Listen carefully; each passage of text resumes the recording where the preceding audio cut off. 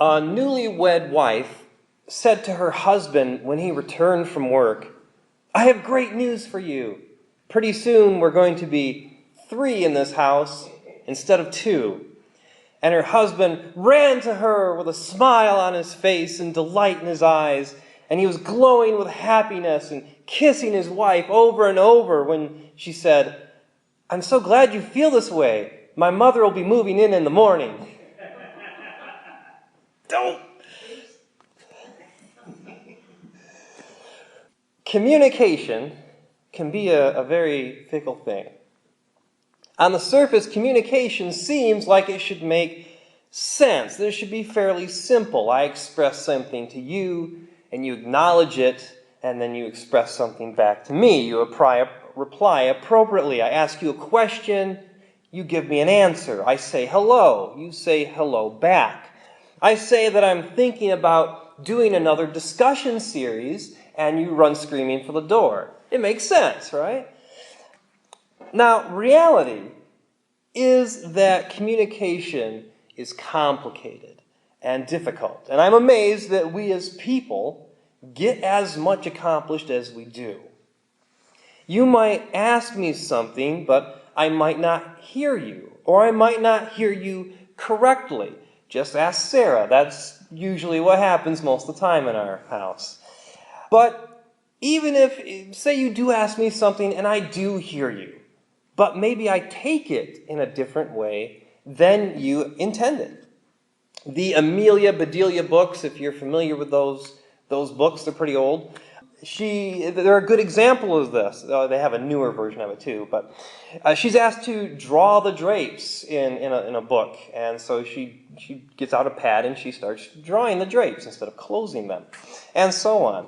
Or there's a logic joke where a wife says to her programmer husband, "Please go to the grocery store and pick up a gallon of milk.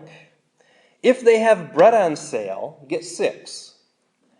And when he got home, his wife looks at him exasperated and asked, "Why did you pick up 6 gallons of milk?" To which he replied, "Because they had bread on sale, of course." Of course. Now, if you're scratching your head on that one and you didn't get it, that's okay. You may have missed the joke, but you completely got the point. The words and intent that one person expresses may not be the words or intent that the other person receives. Not that language or communication in general is all about speech. Actions make up a lot of our communication. If I tell you that I'm sorry that your uncle died, and I have a solemn face, then nothing seems amiss. If I tell you that I'm sorry that your uncle died, while I have a big smile on my face and I'm dancing a jig, you may feel that I'm being somewhat less than heartfelt about my response. And of course, we know that oftentimes actions speak louder than words, or give us a means of expression when words just won't do. Sometimes people need a hug more than they need a nice word. And sometimes you need to do what you say and not just say what you might do. This is why communication is something that actually takes effort. We don't typically think of it that way. We generally assume that people should understand us. And if they don't understand us, it's probably their fault. They may be lazy or not too bright, or they're not paying attention to us like they should. And in turn, if we don't understand someone else, we again assume it's their fault because they didn't express themselves correctly or clearly. Truly, even if we are both speaking English, we may be both speaking very different languages. And that brings me to the main topic of our current series, which I've titled Speaking of Love. A number of weeks ago, I warned you that we would be spending some time discussing the 5 love languages, which is a book and a concept created by Gary Chapman. Now, I'm not going to be reading passages from his book or anything like that. Sarah and I went through the whole thing a number of years ago, and it was pretty fascinating. But we're going to be spending more time on concepts as opposed to specific book references. Now here's the basic overview. There are 5 ways that people express or want to receive love. Some people use slightly different words for these, but in general, they are words of affirmation, physical touch, gifts, service, and quality time. And we're not actually going to dive into those this week. We're going to start doing that next week. Now, the 5 love languages are nothing new. Chapman's first book on the subject was published 22 years ago, so this has been around quite a while, and you probably know at least something about them. And that being the case, there is a question that may come to mind. Aren't the love languages about people in relationships? Helping husbands and wives fix rocky marriages, or helping engaged couples gain a better understanding of their future mate, or helping someone who's in the dating scene to gain a better understanding of how to express themselves and understand someone else. So what good is it to listen to someone rattle on about love languages if you're not currently in a relationship or you're not looking to be in one? And that's a valid question. But here's the thing. You are in a relationship. Actually, you're in many. If you interact with other people in any sort of frequency, you are in relationships. They may not be intimate relationships, and the majority of them will not be. They may be friendly, or they may just be social acquaintances, but they are relationships just the same. All right then. We can agree that you do have relationships in your life, even if they're not intimate. But you may again raise an argument. So what? So what if I have various acquaintances in my life? Call them relationships if you wish, but what purpose would it serve me to learn about love languages in regards to these people? Who ever said that I needed to love them? I don't want to. I want to be like Grumpy Cat here. I didn't pick the Grumpy Cat, but he's menacing anyway. I don't want to love those people. I don't have to. And if you are not a Christian, then you are perfectly right. No one has asked you to love these people. And I suppose you needn't worry yourself about it. But to those who are Christians, you have certainly realized that I am laying a trap for you. We know beyond the shadow of a doubt that we have been asked to love these people. Mark 12, starting at line 28, it says, "And one of the scribes came up and heard them disputing with one another, and seeing that he had answered them well, asked him, 'Which commandment is the most important of all?' Jesus answered, 'The most important is, Hear, O Israel, the Lord our God, the Lord is one. And you shall love the Lord your God with all your heart, with all your soul, with all your mind, with all your strength. And the second is this, you shall love your neighbor as yourself. There is no other commandment greater than these.' And the scribe said to him, 'You are right, teacher. You have truly said that he is one, and there is no other besides him. And to love him with all the heart, and with all the understanding, and with all the strength, and to love one's neighbor as oneself is much more than all whole burnt offerings and sacrifices.' And when Jesus saw that he had answered wisely, he said to them, 'You are not far from the kingdom of God.' And after that, no one dared ask him any more questions." I think we can all accept that our definition of neighbor goes well beyond just those that we are close to. And if you start to look for that dividing line, where do people stop being our neighbor and we can start disregarding them and not loving them? How far does this extend? If you're looking for that line, if you're trying to find where it is, you're going to be disappointed. If we put our starting point at our most intimate relationship that we have, and we continue out from it, and we're trying to find that dividing line, certainly the farthest point away from that point would be our enemy. And yet we cannot escape love even at the most distant relationship. Matthew 5:43. You have heard that it was said, you shall love your neighbor and hate your enemy. But I say to you, love your enemies and pray for those who persecute you, so that you may be sons of your Father who is in heaven. For he makes his sun rise on the evil and on the good, and sends rain on the just and on the unjust. For if you love those who love you, what reward do you have?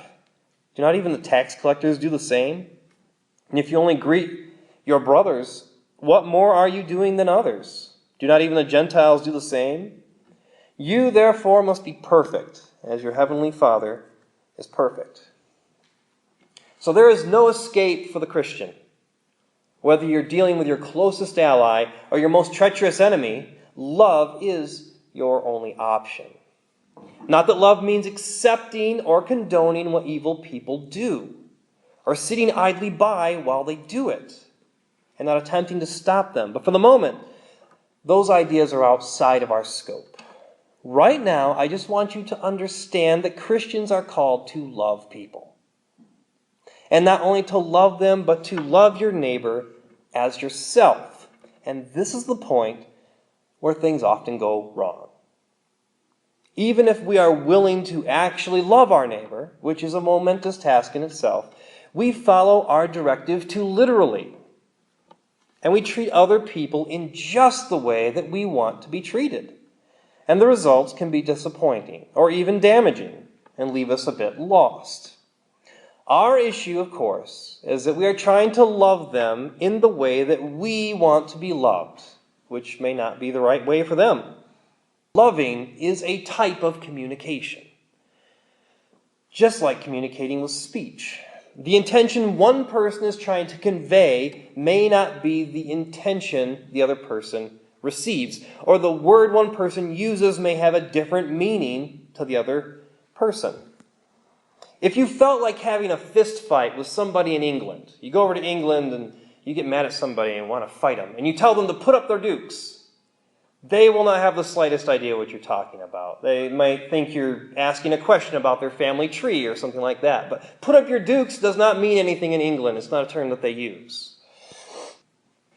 If you try to show someone love by giving them a hug and they hate physical contact, you're doing about the same thing. You're going to cause confusion, and your communication is going to fail. Instead of bringing comfort, you're going to cause discomfort, and you have failed to love your neighbor as yourself.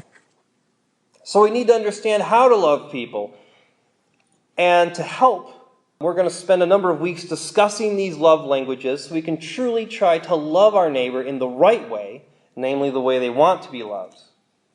Before we can try to understand someone else and how they want to be loved, we should probably understand ourselves a little bit.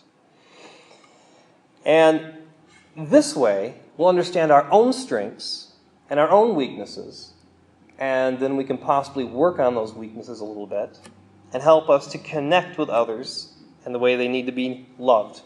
To do this, we are going to take a short quiz. To figure out what languages suits us best. And I could just hand this out to everybody to fill out at their leisure and take it home and do it.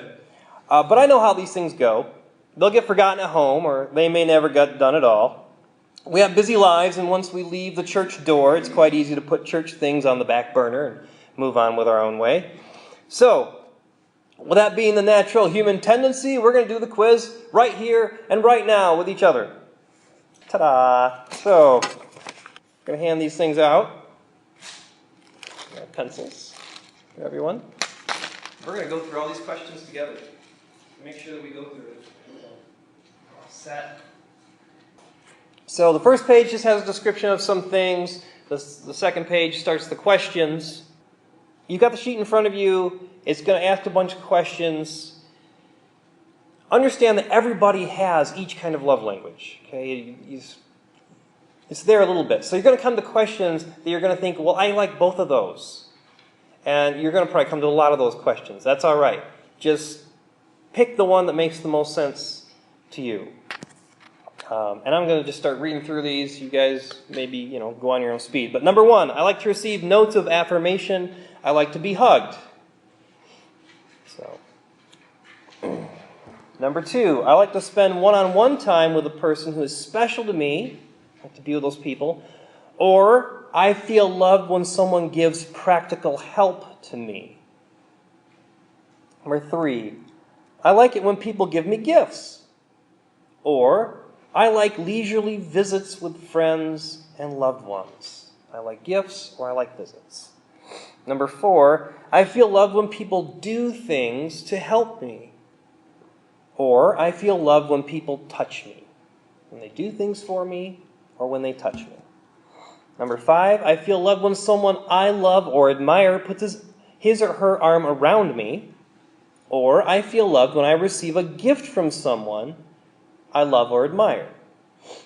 Number 6. You gotta slow down. Sorry, okay. Yeah, we gotta think about this. Right, I know. It's hard because I guess I should be doing them along with you because I do take a little bit of thought.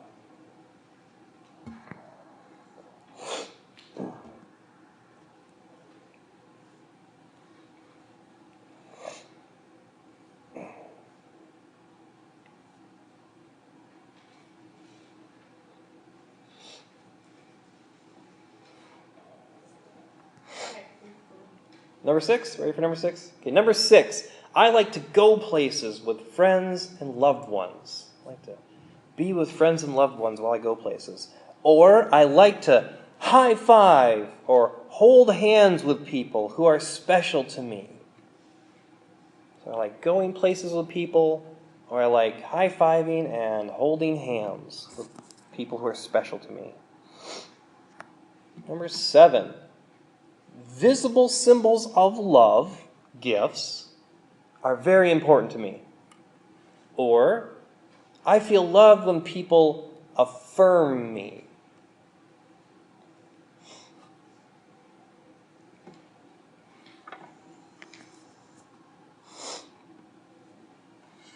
Number 8. I like to sit close to people whom I enjoy being around. Or, I like for people to tell me that I am beautiful or handsome. I like to sit close to people, or I like being told that I am beautiful or handsome. Number 9. I like to spend time with friends and loved ones. Or, I like to receive little gifts from friends and loved ones. So, I like to spend time with my loved ones, or do I like receiving little gifts from loved ones? And once again, you probably, a lot of these you'll say, I like them both. Just go with your gut. Try to pick one that would trump the other. Number 10. Words of acceptance are important to me. Having people verbally tell me I'm accepted. Or, I know someone loves me when he or she helps me. When somebody helps you somehow.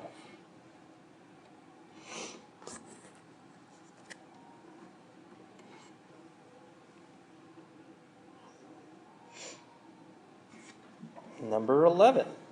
I like being together and doing things with friends and loved ones.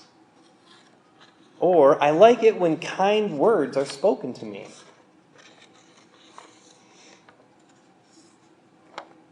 Number 12. What someone does affects me more than what he or she says. So what they do is more important to me than what they say. Or, hugs make me feel connected and valued. You feel valuable when somebody gives you a hug.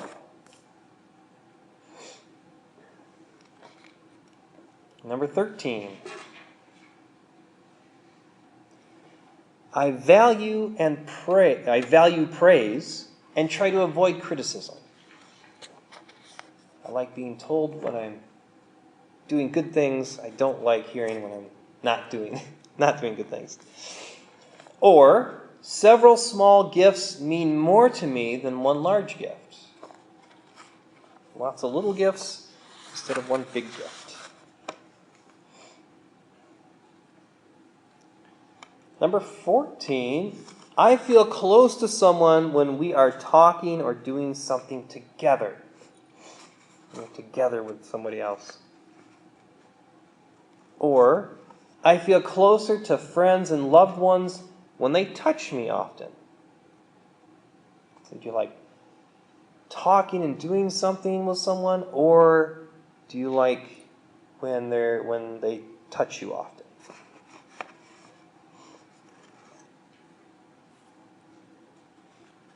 Number 15. I like for people to compliment my achievements. I like to hear when I'm doing good, when I'm achieving things. Or, I know people love me when they do things for me that they don't enjoy doing.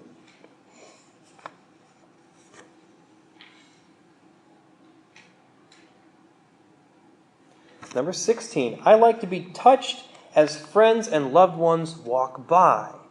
Just a little touch as they walk by. Or, I like it when people listen to me and show genuine interest in what I am saying.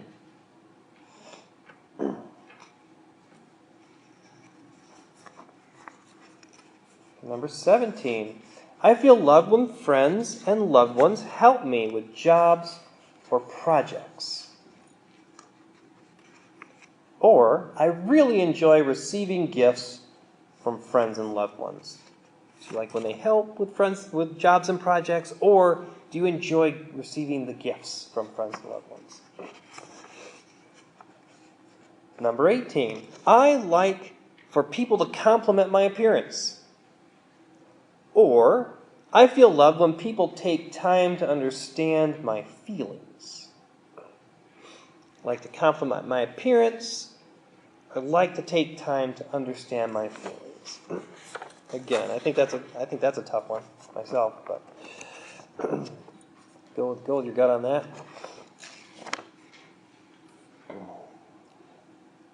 Number 19, I feel secure when a special person is touching me. So that touch makes me secure, feel secure. Or, acts of service make me feel loved. If somebody is doing service, doing an action for me, that makes me feel loved.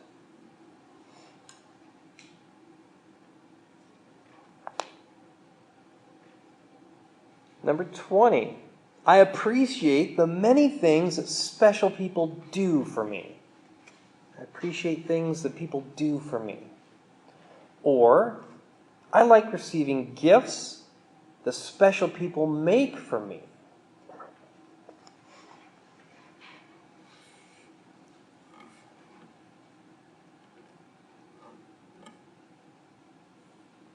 Number 21, I really enjoy the feeling I get when someone gives me undivided attention. Or, I really enjoy the feeling I get when someone helps me make decisions. So when they give me undivided attention, or when they help me make decisions. Number 22, I feel loved when a person celebrated my birthday with a gift. Or, I feel loved when a person celebrates my birthday with meaningful words. Celebrating the birthday with a gift versus celebrating with meaningful words. 23. I know a person is thinking of me when he or she gives me a gift. Or, I feel loved when a person helps with my chores.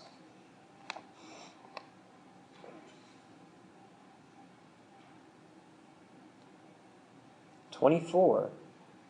I appreciate it when someone listens patiently and doesn't interrupt me.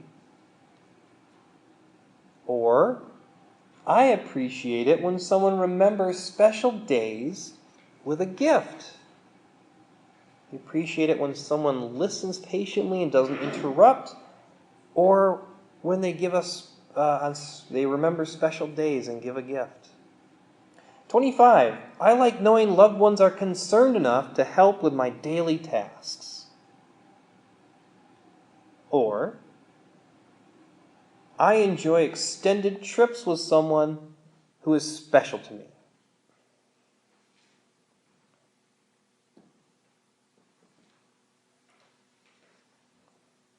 "26. I enjoy kissing or being kissed by people with whom I am close." Or, I enjoy receiving a gift given for no special reason.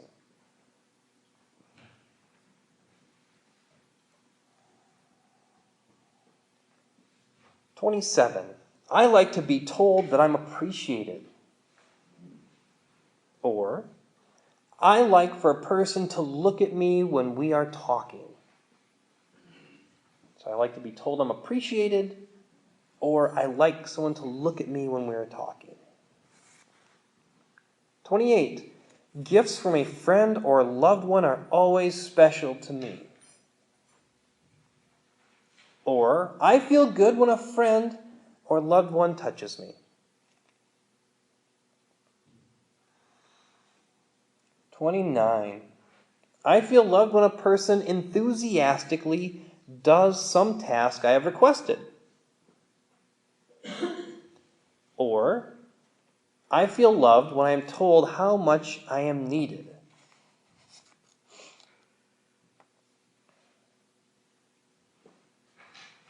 30. Last one.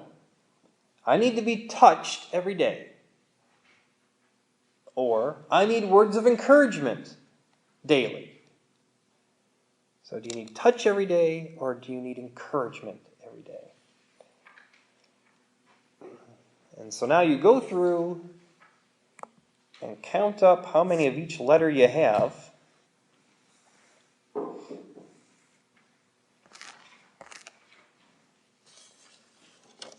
And your highest numbers will be your more primary love languages. Now understand, there's no wrong answers. You can't fail the test. It's all just who you are, what your love language is. You may have one that's much higher.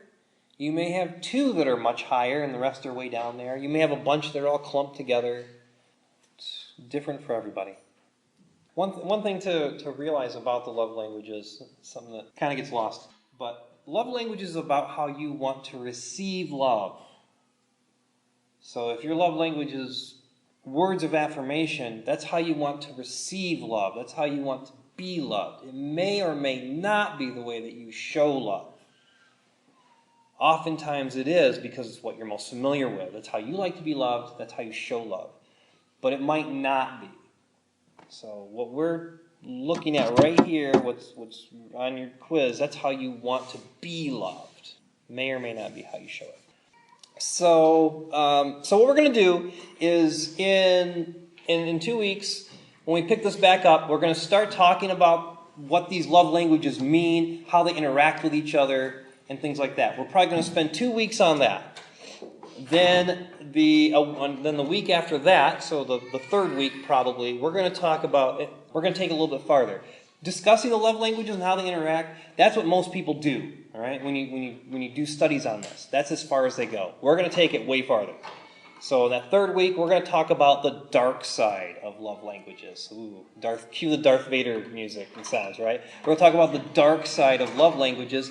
And then after that, we're going to talk about the bigger picture and understanding love languages and connecting with a bigger sense of morality and with our connection with God. So that's what we're going to do on that. So for now, I know we're running a little bit over time, but we're also going to do communion. So suck it up. We're doing communion.